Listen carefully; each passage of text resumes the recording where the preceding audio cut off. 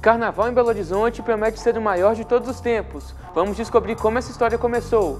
Belo Horizonte é polo de startup. Descubra na reportagem. É agora, no Circuito FMG.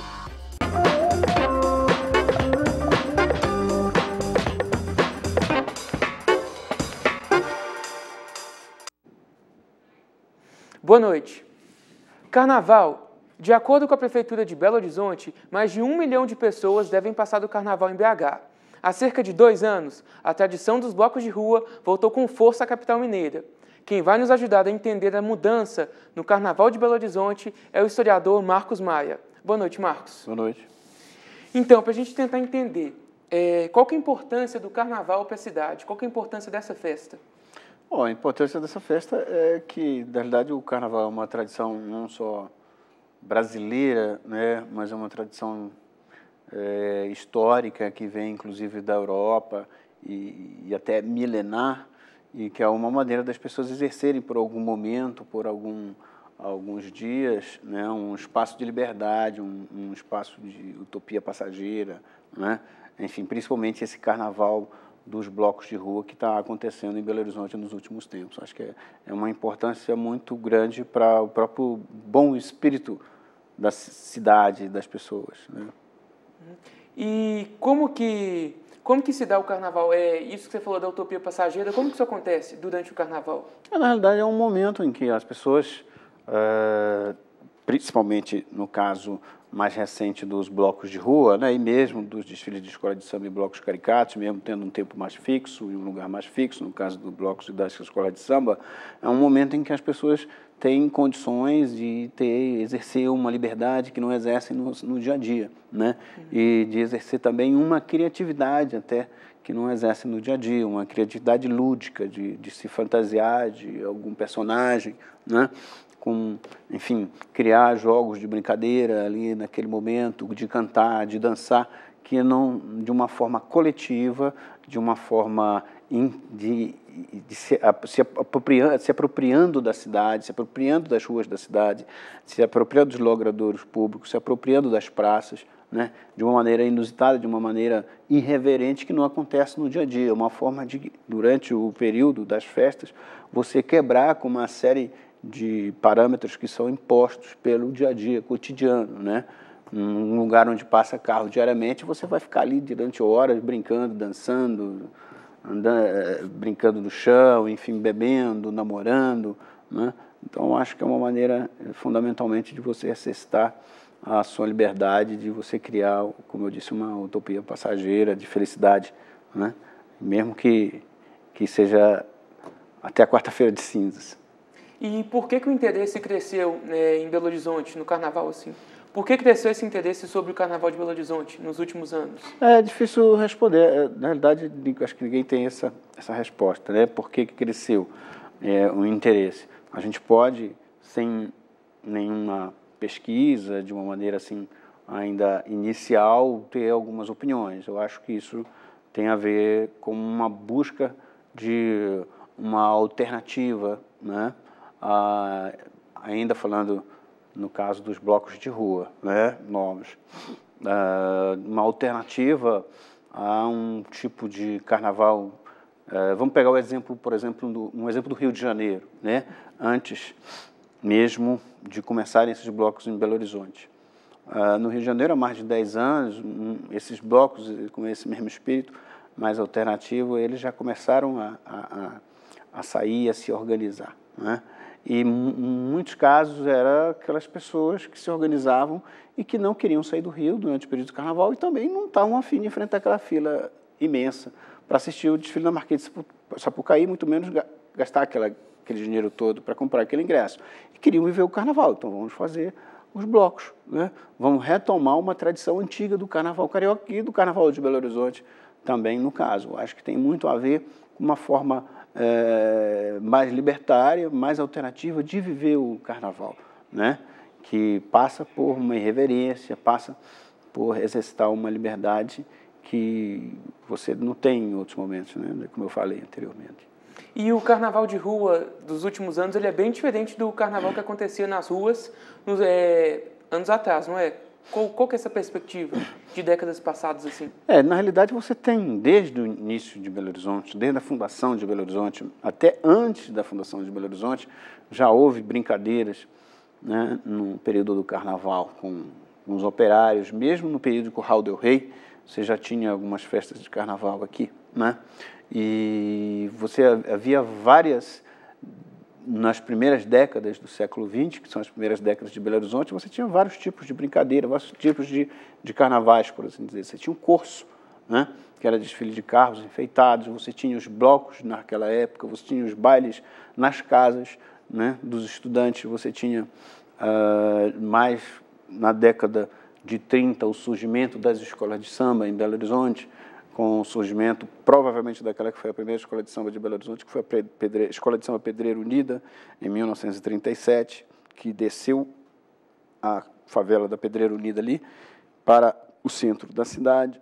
Você teve também, depois, os blocos caricatos, que surgiram também nesse período, década de 30, década de 40, e os blocos também de rua. E desse período inicial, dessa primeira metade de vida de Belo Horizonte, você teve um fenômeno muito interessante, uma manifestação de agremiações interessantes, que eram as grandes sociedades, né?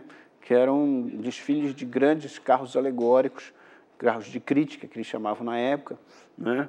Já em 1899, Belo Horizonte tinha menos de 2 anos, você já tinha o desfile de uma grande sociedade chamada Diabos da Luneta, que desfilou descendo ali da Praça da Liberdade pela João Pinheiro, com mais de 10 carros alegóricos. Então, essas grandes sociedades, elas permaneceram mais ou menos até a década de 50 em Belo Horizonte, né? Uma das mais famosas, das mais perenes, foi o Clube dos Mataquins, né? Então, você teve vários tipos de manifestações, de agremiações. As escolas de samba foram aquelas que permaneceram por um bom tempo e permanecem até hoje. Os blocos também. Houve muitos blocos que desfilavam em Belo Horizonte na década, inclusive do período em que as grandes sociedades desfilavam, havia em muitos anos, entre um e o outro carro alegórico, alguns blocos se misturavam com aqueles grandes carros, né, que eram de uma camada social mais popular, os blocos, e as grandes sociedades de uma classe média comercial, de comerciantes. Então, você, em vários períodos, em sua grande parte, o que a gente consegue perceber na pesquisa é que Belo Horizonte tem uma grande vocação, né, para vários tipos de manifestações carnavalescas, né? Em cada década você vê surgir um tipo, e eu acho que agora esses blocos, diga-se de passagem, não é uma manifestação nem inédita no tempo e nem no espaço. E, professor, para finalizar, o senhor falou de descontração. E a gente está vendo nos últimos concursos de marchinha, umas marchinhas com caráter político muito forte. Como que se dá essa ligação entre descontração, carnaval e a política, e a crítica política? O próprio carnaval, eu acho que quando você trabalha com um conceito de utopia, que é o conceito, né, que é um conceito que alguns estudiosos do carnaval trabalham, quando você trabalha com esse conceito, você trabalha um conceito de que é uma postura existencial de negar aquela realidade que você vive no momento atual, certo? Negar aquela rotina, né? Negar aquela exploração, aquela opressão que você vive no momento atual, que no carnaval você tem você subverte isso. No caso das marchinhas, no caso das críticas, isso tem total identidade com o carnaval, né? Carnaval, marchinha sem essa crítica, sem essa irreverência, não é um carnaval realmente autêntico que possa ser chamado de um carnaval, porque eu acho que, e aqui eu venho saudar o concurso de marchinhas, em homenagem ao meu, inclusive conheci pessoalmente, o mestre Jonas, né? Essa marchinha aí que ganhou, do Port Royal, que ganhou e que está muito menos pela questão política, muito mais porque é uma marchinha boa de cantar e gostosa de cantar. Eu acho que está conquistando aí o Carnaval de Belo Horizonte, está saindo até da cidade. Então, isso, independente da questão política, independente do alvo político, por assim dizer, eu acho que isso aí não adianta censurar, né? As ruas, elas não vão deixar isso acontecer. Então, obrigado, professor. Obrigado, Marcos. De nada. E bom Carnaval. Obrigado, você também. Fica a dica. Amanhã é o dia do idoso e por isso Fica a Dica traz recomendações de atividades físicas. Hoje a dica é o avião frontal.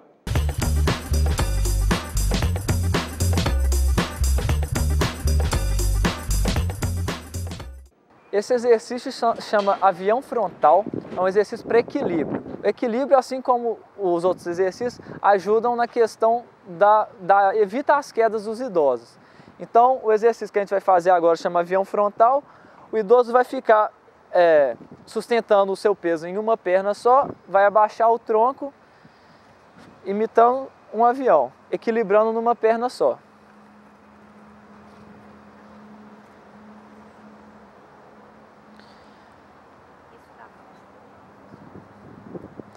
Esse exercício também, o equilíbrio, um componente para a pessoa ter equilíbrio é ela ter força muscular.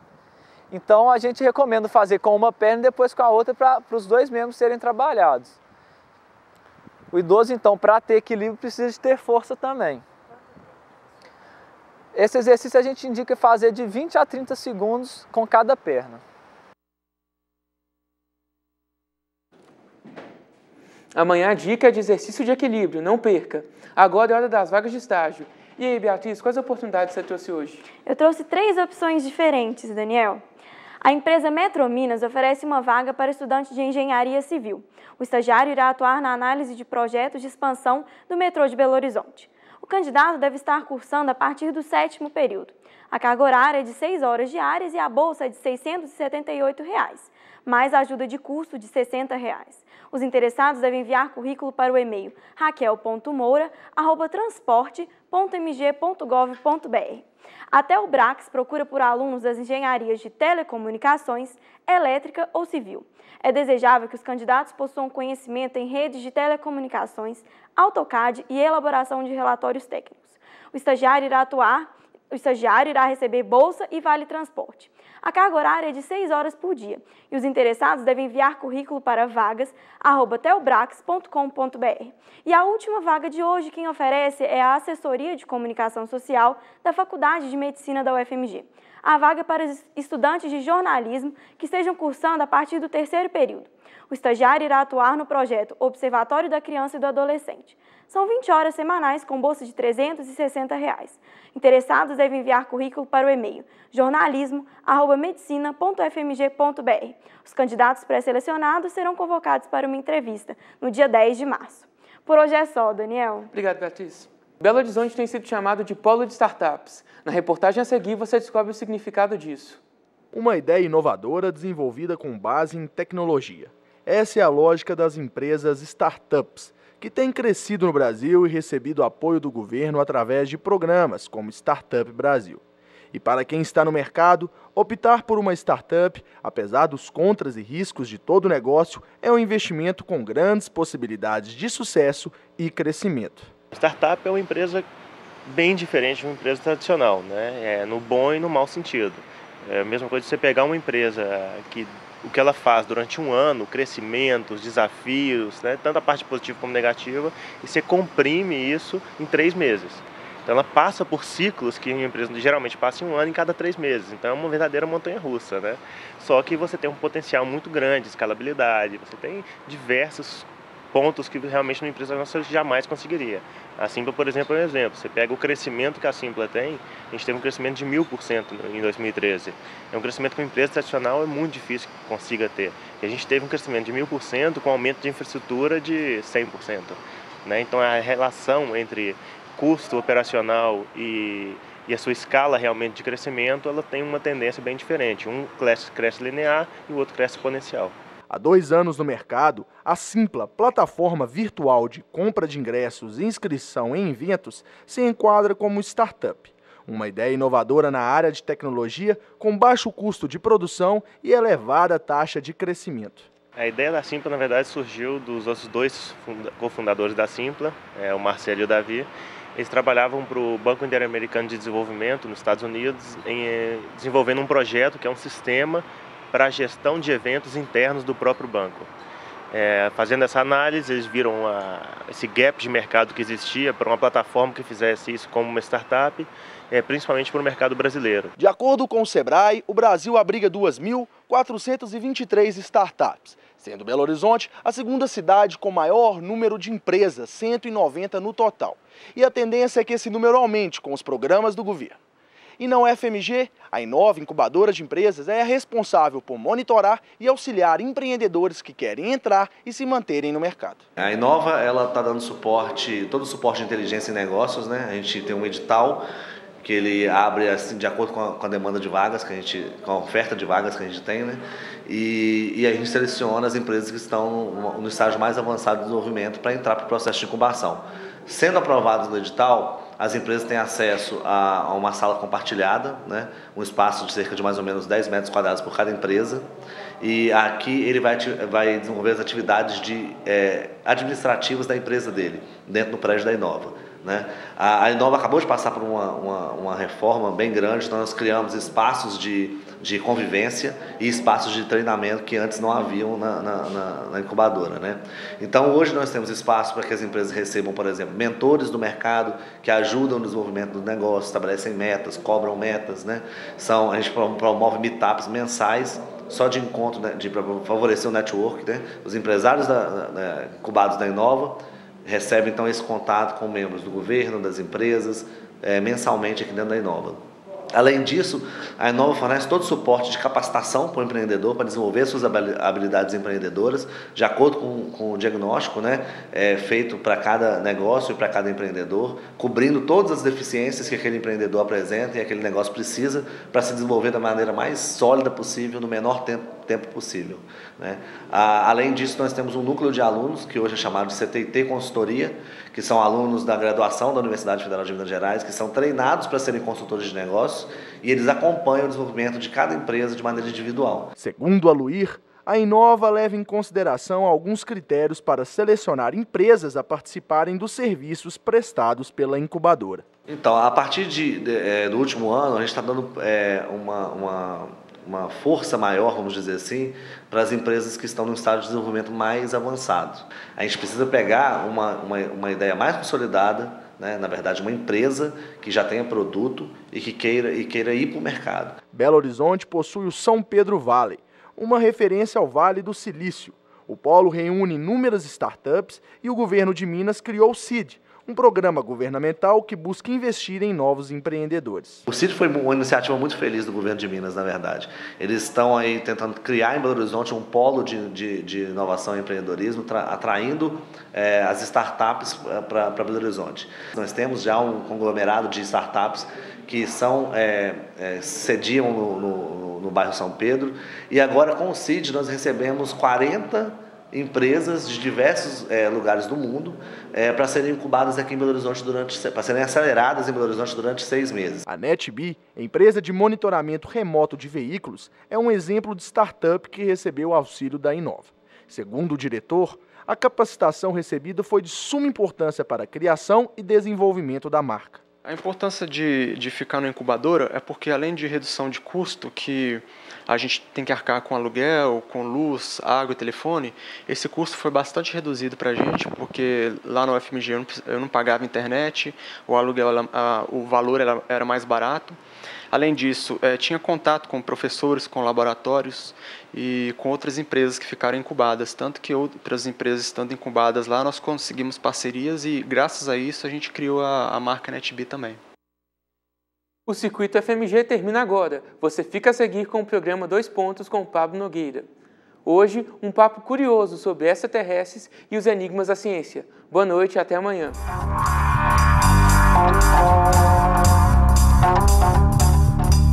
Oh,